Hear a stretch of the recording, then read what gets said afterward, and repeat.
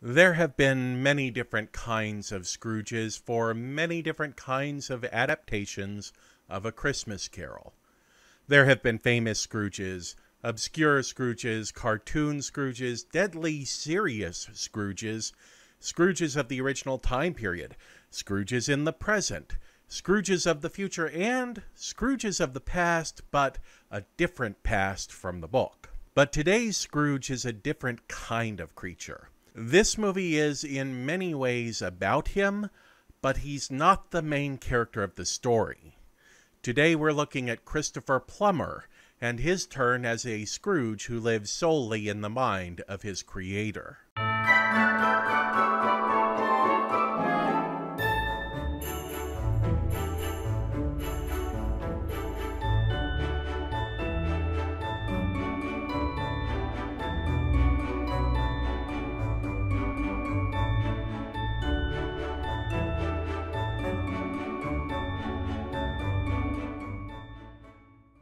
Born in Toronto, Ontario, Canada in 1929, Arthur Christopher Orme Plummer was the only child of John Orme Plummer, a stock trader, and Isabella Mary Abbott, secretary to the Dean of Sciences at McGill University. The Abbott family was fairly well known in Canada, as Isabella's grandfather, Sir John Abbott, had served as the Prime Minister following the death of Prime Minister MacDonald. His 17-month term was supposed to be a simple caretaker administration, just keeping the seat warm until a permanent Prime Minister could be installed, but he wound up having to deal with division within his own party and a corruption scandal that rocked the Canadian government. On the father's side of Christopher's family, meanwhile, his second cousin was one Nigel Bruce, who played Dr. Watson to Basil Rathbone's Sherlock Holmes. Christopher's parents separated when he was very young, and he would be raised primarily by the Abbott side of the family in Senneville, Quebec. He grew up speaking both French and English, and originally he wanted to be a concert pianist. However, viewing a film of Henry V, starring Sir Laurence Olivier, Plummer decided that what he really wanted to become was an actor. While attending Montreal High School, he performed in a production of Pride and Prejudice in the role of Mr. Darcy. The Montreal Gazette's theater critic at the time, Herbert Whittaker, was impressed by the young actor on stage. As well as writing theater reviews, Whittaker directed for the Montreal Repertory Theater, and he would cast Plummer as Oedipus in Jean Cocteau's La Machine Infernale. Plummer would join the Montreal Repertory Theater as an apprentice artist in 1948 in the same class of apprentices as fellow Canadian actor William Shatner. Following his apprenticeship, Plummer would take a job working with the Bermudiana Theater in Bermuda, where he would wind up being scouted by a producer from the U.S. and offered roles in touring productions. Plummer loved living in Bermuda and was reluctant to leave, but ultimately the opportunity was too great to turn down. The touring companies would lead to his Broadway debut in The Star-Crossed Story. The handful of reviews the show received were lukewarm, but they weren't the reason the show closed permanently after its first performance. Just before opening night, the producers of the show were served with a plagiarism lawsuit, alleging that playwright Diana Morgan had copied large parts of her story from Stanley Kaufman's novel The Hidden Hero. Plummer's next shot at Broadway was 1954's Home is the Hero, which ran for 30 performances. He worked steadily in professional theater, gradually picking up momentum and building a reputation for himself. He would be nominated for his first Tony Award for his role in Archibald MacLeish's J.B., directed by Elia Kazan. In 1958, he made his film debut in Sidney Lumet's Stage Struck, and followed it up the same year with the lead in Wind Across the Everglades. But he would not appear in another film for 6 years after that. He was a popular actor at the Stratford Shakespeare Festival in Stratford, Ontario, and in 1961 he would appear on the British stage in Stratford-upon-Avon, playing Benedick in a Royal Shakespeare Company production of Much Ado About Nothing. He would also take the lead in an RSC production of Richard III, and would debut in London in an RSC production of Jean-Henri's Beckett, winning an Evening Standard Award for Best Actor. As he started to get more and more work in the UK, he appeared less on Broadway. 1964 saw Plummer return to the screen in The Fall of the Roman Empire, and in 1965 he would film his most familiar role for American audiences, Captain Von Trapp in The Sound of Music. The musical would surpass Gone with the Wind to become the top-grossing film. However, Plummer was not pleased with the movie and would frequently refer to it in derogatory terms. While he would later say that he recognized the quality of craft in the movie, he didn't care to speak about filming it, saying that he enjoyed working with Julie Andrews, but on the whole, he found the experience of making the movie to be unpleasant, and he found the character of Captain Von Trapp to be boring. For the entirety of his career, Plummer was a prolific stage actor who appeared in prestigious productions. While many of his film roles would also be of the more serious variety, he would also appear in cult and genre movies, including appearing in The Return of the Pink Panther, 1978 science fiction B-movie Star Crash, and the 1987 comedy Dragnet with Dan Aykroyd and Tom Hanks. By the 1990s, Plummer's venerable status was frequently seen as elevating the material in which he appeared. 1991 would see him playing the role of the Klingon Chang in Star Trek VI: The Undiscovered Country, a role that Plummer relished as a longtime fan of the Star Trek franchise, but also as someone who had trained in acting alongside star William Shatner and had previously enjoyed acting on stage alongside Leonard Nimoy. At 80 years old, with a full career of major roles in prestigious productions behind him, Plummer would be nominated for an Academy Award for the first time for his role as Leo Tolstoy in The Last Station. But the award that year would go to Christoph Waltz. Plummer would win the first Oscar of his career the following year for his appearance in the comedy Beginners, making him, at 82, the oldest actor to win an Academy Award.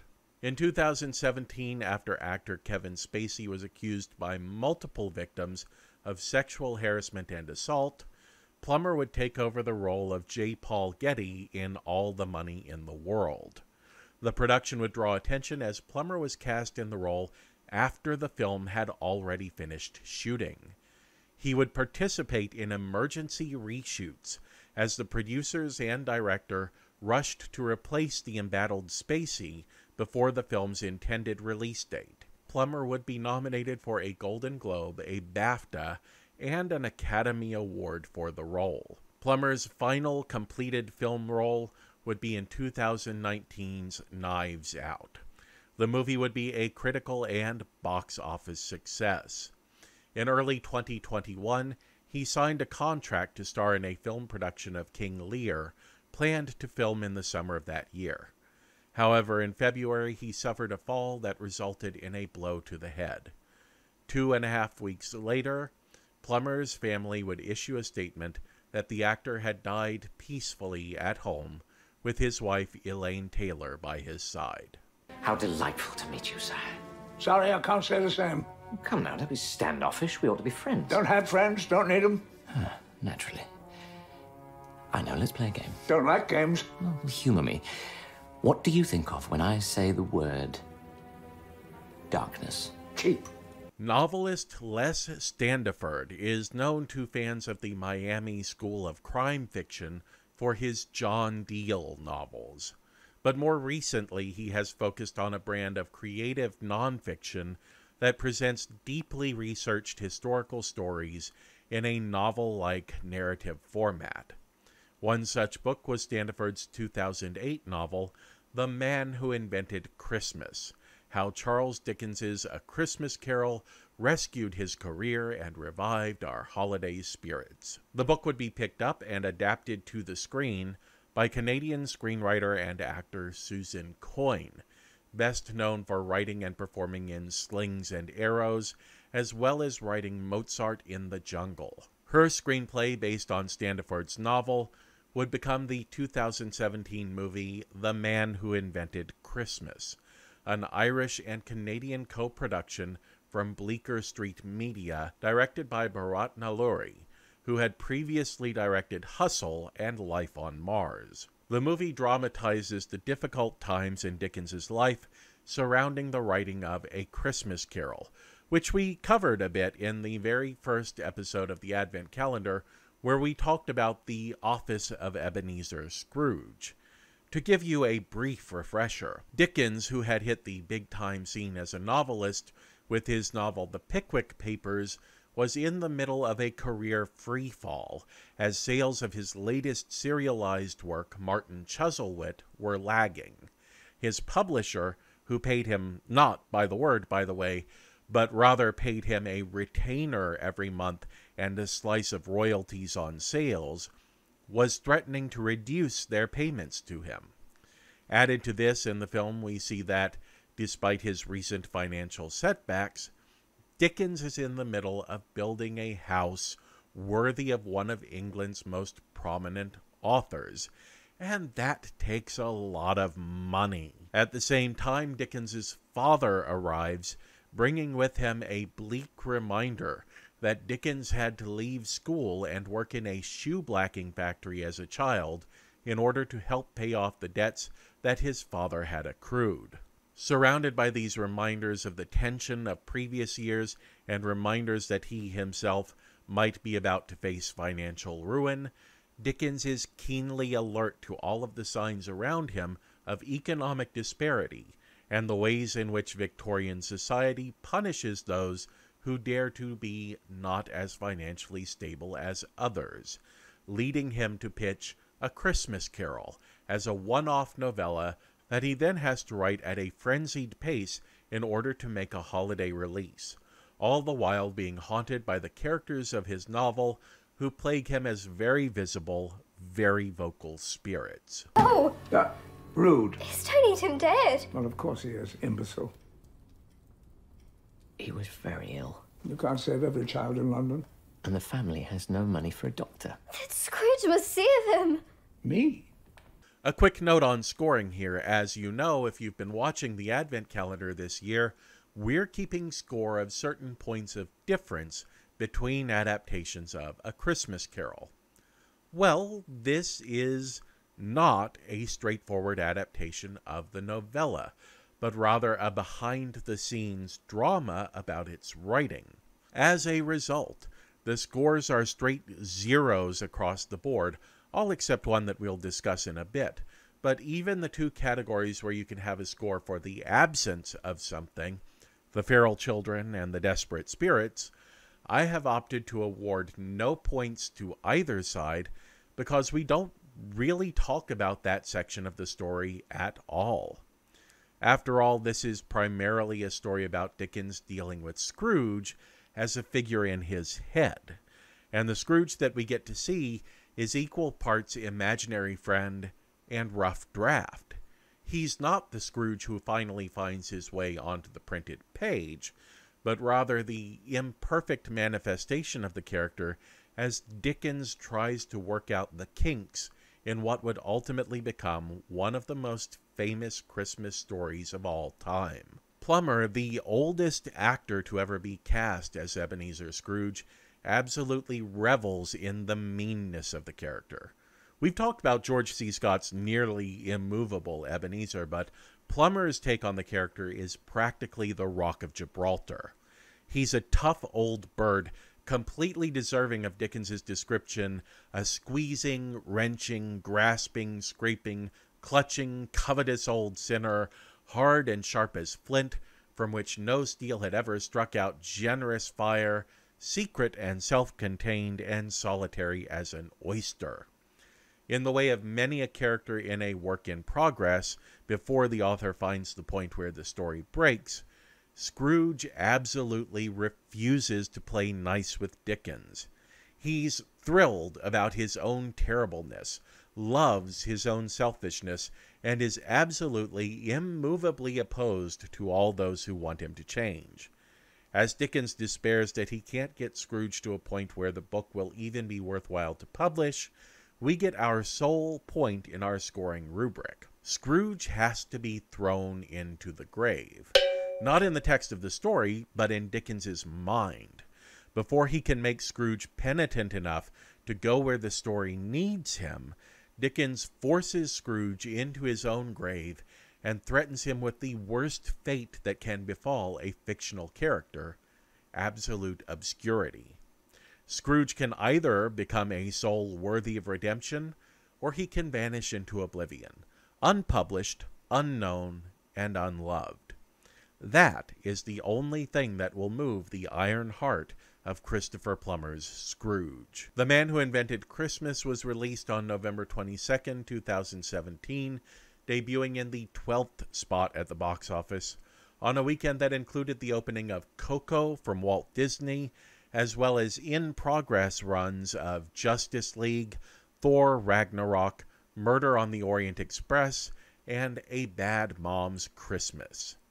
Reviews were overwhelmingly positive, with only a handful of detractors who either felt that the movie was too dark in tone for a holiday film, or that it was too simplistic in its handling of serious subject matter. To this day, it has a certified fresh ranking on Rotten Tomatoes, with high critical and audience scores. I wasn't able to find an estimate on its budget, but the theatrical release of the film would gross over $5 million domestically and nearly $3 million internationally, for a total worldwide box office of $8,558,693.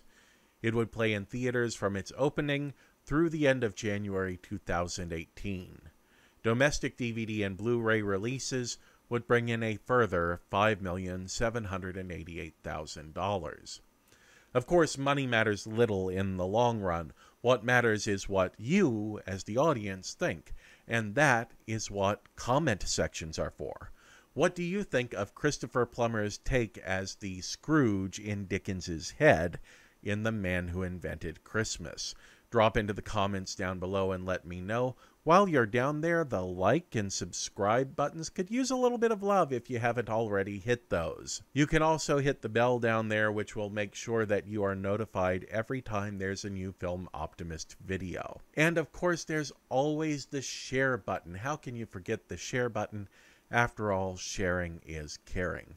If you're looking for more Film Optimist, and right there, you can see that there is the beginning of this advent calendar, and up here you will find the Halloween countdown of Dracula's. Until next time, watch like it means something.